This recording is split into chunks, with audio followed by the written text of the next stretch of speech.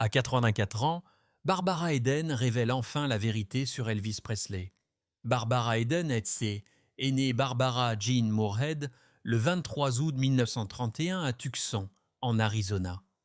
Ayant grandi pendant la Grande Dépression, les premières années de Barbara ont été loin d'être faciles. Lorsque ses parents ont divorcé, elle et sa mère ont déménagé à San Francisco, où elle a passé une grande partie de son enfance. Pour surmonter sa timidité et trouver sa propre voix, la jeune Barbara s'est mise à chanter et s'est produite dans des groupes locaux à l'adolescence, étudiant finalement le théâtre au City College de San Francisco et prenant des cours de chant au Conservatoire de musique de San Francisco. Ses débuts d'amis dans le monde du spectacle ont commencé avec des concours de beauté, où sa beauté frappante et son charme ont rapidement attiré l'attention. Le fait de remporter des titres locaux lui a ouvert la porte à des opportunités de mannequinat, de publicité et, finalement, d'audition à Hollywood. Barbara a adopté le nom de scène Eden, un choix symbolique qui reflétait à la fois son optimisme et ses aspirations à une carrière épanouie. Au milieu des années 1950, elle décroche des rôles d'invitée dans des séries télévisées populaires telles que I Love Lucy, Gunsmoke et Perry Mason, ainsi que des rôles dans des films, notamment Voyage au fond des mers et L'étoile flamboyante aux côtés d'Elvis Presley. Ses premiers rôles ont démontré sa polyvalence et sa présence à l'écran, ouvrant la voie à sa performance décisive. Cette percée a eu lieu en 1965 lorsqu'elle a été choisie pour incarner Janie, une génie magique vieille de 2000 ans qui tombe amoureuse de l'astronaute Major Anthony Nelson, joué par Larry Hagman dans I Dream of Jeannie. L'émission est devenue un succès instantané, diffusée pendant 5 saisons, et faisant de Barbara Eden un nom familier. Avec ses yeux pétillants, son sourire radieux et son énergie espiègle, Barbara a apporté une chaleur et un humour uniques au rôle.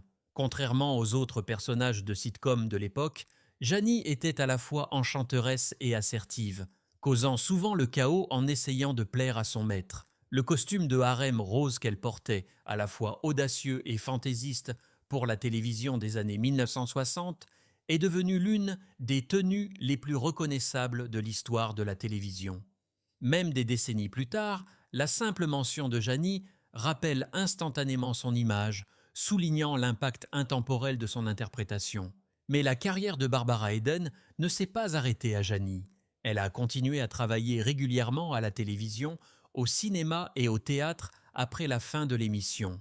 Elle a joué dans des téléfilms tels que Harper Valley PTA 1978, basé sur la chanson country populaire qui a ensuite donné naissance à une série télévisée à succès dans laquelle elle a également joué.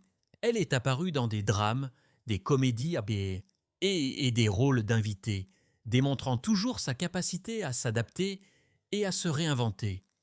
Barbara a également honoré les scènes de théâtre à travers le pays, se produisant dans des comédies musicales et des pièces de théâtre où son talent de chanteuse, souvent éclipsé par sa célébrité télévisuelle, pouvait briller. Elle s'est même aventurée dans l'écriture, publiant son autobiographie Genie Out of the Bottle en 2011, qui est devenue un best-seller et a offert aux fans un regard intime sur sa vie, à la fois à l'écran et hors écran. Sa vie personnelle a également été un voyage rempli de joie et de tragédie. Barbara a épousé l'acteur Michael Ansara en 1958 et ensemble, ils ont eu un fils, Matthew, né en 1965. Leur mariage s'est terminé par un divorce en 1974, mais ils sont restés liés en tant que parents. Le plus grand chagrin de la vie de Barbara est survenu en 2001, lorsque son fils Matthew est décédé tragiquement à l'âge de 35 ans. Malgré son chagrin, Barbara a fait preuve d'une immense force et résilience, continuant à apparaître en public et à honorer sa mémoire. Elle s'est mariée 2 fois de plus. D'abord avec Charles Donald Fager, un cadre de journal de Chicago, puis avec John Eccles, un architecte et promoteur immobilier avec qui elle est heureusement mariée depuis 1991. Son mariage de longue date avec Eccles est souvent décrit comme une source de réconfort et de compagnie, équilibrant les défis qu'elle a endurés plus tôt dans sa vie.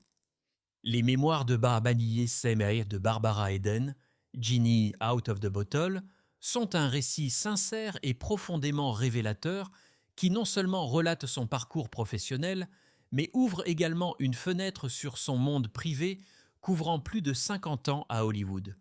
Le livre capture tout le spectre de sa vie, de ses modestes débuts au sommet vertigineux de la célébrité en passant par les tragédies personnelles qui ont mis à l'épreuve sa résilience. Elle y parle avec une franchise rafraîchissante de sa petite enfance, une période qui a façonné son sens de la détermination et de la discipline. Née à Tucson, en Arizona, et élevée pendant les années difficiles de la Grande Dépression et de la Seconde Guerre mondiale, Eden décrit une jeunesse marquée à la fois par des défis et des rêves. Sa famille avait des difficultés financières, mais sa mère lui a inculqué un amour de la musique et du spectacle. Ces influences ont donné à la jeune Barbara un désir précoce de poursuivre les arts, et sa beauté naturelle combinée à son talent l'ont fait sortir du lot, même dans ses jeunes années. Comme le détaillent ses mémoires, son ascension vers la popularité a commencé alors qu'elle était encore adolescente et s'est poursuivie jusqu'au début de la vingtaine. Elle a travaillé sans relâche pour affiner son art, étudiant le chant et le théâtre tout en acceptant de petits boulots pour subvenir à ses besoins. Eden se souvient de ses jours en tant que chanteuse de chorale, puis en tant qu'artiste dans un théâtre local, ce qui l'a finalement amenée à participer à des concours de beauté.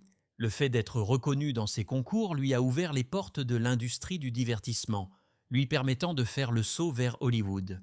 Étape par étape, Eden est passée d'une nouvelle venue pleine d'espoir à un visage reconnaissable, apparaissant dans des publicités, en tant qu'invitée dans des émissions de télévision et en décrochant des rôles mineurs dans des films. Ces opportunités, bien que modestes au début, lui ont donné l'expérience précieuse et la visibilité dont elle avait besoin pour se démarquer parmi les innombrables actrices en herbe à Hollywood à l'époque.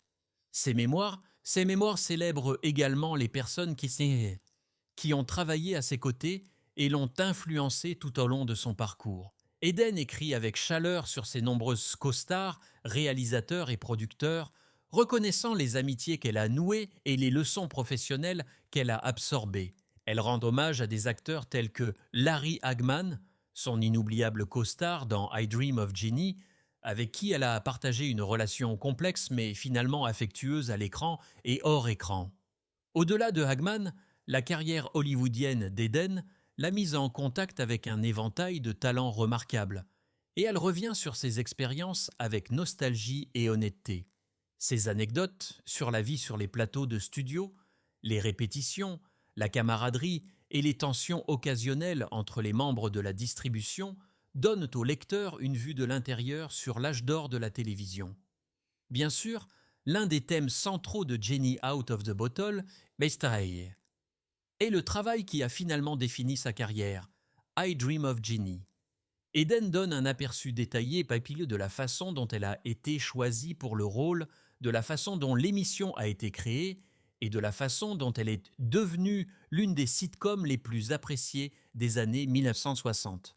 Elle parle ouvertement des joies de jouer le rôle de la génie magique et espiègle, ainsi que des défis liés au fait d'être si fortement associée à un personnage emblématique. Bien qu'elle ait atteint la célébrité et l'admiration dans le monde entier grâce à Jeannie, Eden aborde également avec candeur les frustrations du typecasting et la lutte pour faire ses preuves en tant qu'actrice polyvalente au-delà de la sitcom.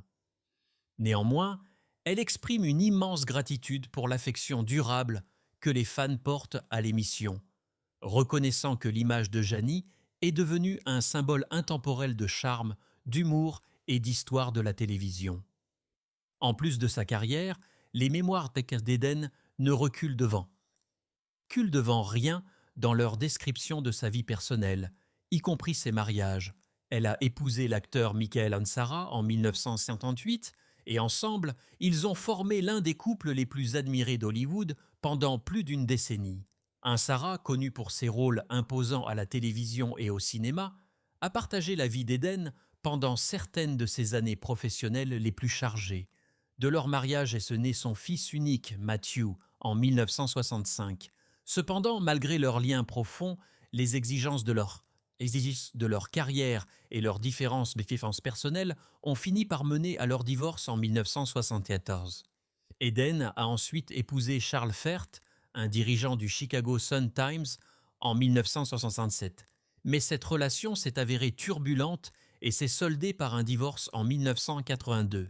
Son troisième mariage, cependant, lui a apporté une compagnie durable. En 1995, elle a épousé John I. Coles, un architecte et promoteur immobilier prospère, avec qui elle a trouvé la stabilité et un amour durable. Eden écrit tendrement sur E-Holtz, le décrivant comme son rock pendant les dernières étapes de sa vie et de sa carrière.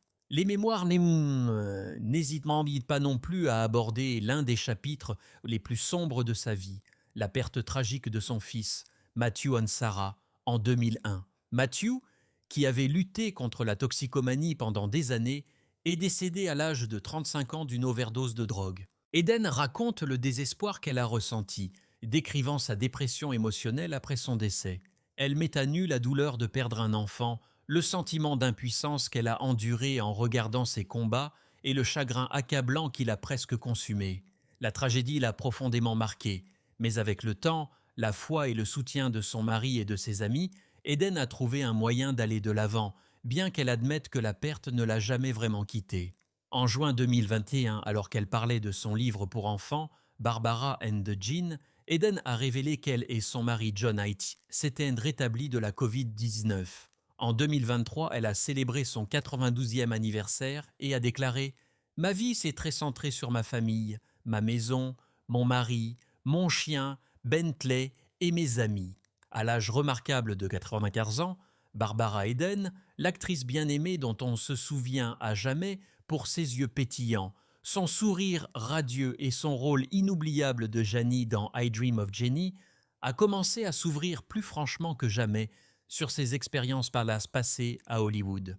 Le temps lui a donné à la fois sagesse et perspective, et elle se sent maintenant à l'aise de partager des histoires qu'elle gardait autrefois secrètes par respect pour la vie privée des autres, ou pour éviter le sensationnalisme médiatique. L'une des révélations les plus fascinantes qu'elle a faites lors d'entrevues récentes, concerne nul autre qu'Elvis Presley, le roi du rock and roll, dont l'aura et l'influence ont dominé les années 1950 et 1960. Les fans ont longtemps spéculé sur ce qu'aurait pu être leur relation, qu'elle soit professionnelle, personnelle ou même romantique.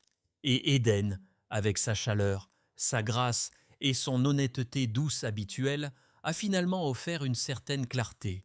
Les gens me posent toujours des questions sur Elvis, a expliqué Eden dans ses récentes réflexions. Ils supposent que parce que nous étions tous les deux à Hollywood à la même époque, nous devions être des amis proches ou qu'il y avait une sorte de romance. La vérité est que je le connaissais, mais pas de la façon dont les gens l'imaginent. Elle a ensuite décrit sa première rencontre avec Presley, se souvenant du sentiment surréaliste de rencontrer un homme dont la célébrité était plus grande que nature. Il était si poli, très calme, en fait, pas du tout le rebelle sauvage du rock'n'roll que l'on attendrait des manchettes. Ce qui m'a le plus frappé, c'est à quel point il semblait timide lorsqu'on lui parlait en tête-à-tête. C'était presque comme si le personnage de scène était un costume qu'il portait, et en dessous se trouvait ce doux garçon du Sud qui avait encore une douceur en lui. La perspective d'Eden donne un rare aperçu de la double identité de Presley, l'icône mondiale adorée par des millions de personnes et l'être humain vulnérable caché sous les paillettes de la célébrité. Je me souviens avoir été surprise par le temps qu'il prenait à écouter, a-t-elle ajouté. Il n'essayait pas de dominer la conversation. Il voulait en savoir plus sur moi, sur mon travail, sur I Dream of Jenny. C'était très flatteur, bien sûr, mais cela m'a aussi fait réaliser à quel point il devait parfois se sentir seul. Tout le monde lui demandait toujours quelque chose, mais il semblait reconnaissant d'avoir une conversation normale. Lorsqu'on lui a demandé directement s'il y avait eu une étincelle de romance entre eux, Eden a ri doucement, mettant fin à des décennies de rumeurs. Non, il n'y a jamais eu de romance, a-t-elle dit. Il était charmant et il avait ce magnétisme qu'il est impossible de décrire à moins d'avoir été dans la même pièce que lui. Mais nos chemins ne se sont pas croisés de cette façon. Je l'admirais et je pense que je lui plaisais aussi, mais c'était toujours respectueux. J'avais ma propre vie, ma propre carrière, et Elvis était, eh bien, Elvis. Il avait tout un monde autour de lui qui ne ressemblait à rien de ce que j'avais jamais connu. Pourtant, Eden a admis qu'elle avait été profondément attristée par les luttes de Presley plus tard dans sa vie et par sa mort prématurée à seulement 42 ans. Cela m'a brisé le cœur quand j'ai appris la nouvelle, a-t-elle confié tranquillement. Parce que j'avais vu cette tendresse en lui, cette innocence presque enfantine, je savais avec quelle facilité il pouvait être blessé. La célébrité peut être très cruelle. Elle vous donne tout et vous enlève tout. J'aurais aimé qu'il ait pu trouver plus de paix et de bonheur en dehors des projecteurs. Il le méritait. Pour Eden, dire la vérité sur Elvis à 94 ans n'est pas une question de scandale ou de commérage, mais d'honorer un homme dont elle se souvient avec compassion. Il était plus que le roi du rock'n'roll, a-t-elle conclu. C'était une personne avec des sentiments, avec des rêves, avec des doutes, comme n'importe qui d'autre. C'est ce que je veux que les gens se souviennent d'Elvis. Fils. Pas seulement la légende, mais l'homme derrière elle.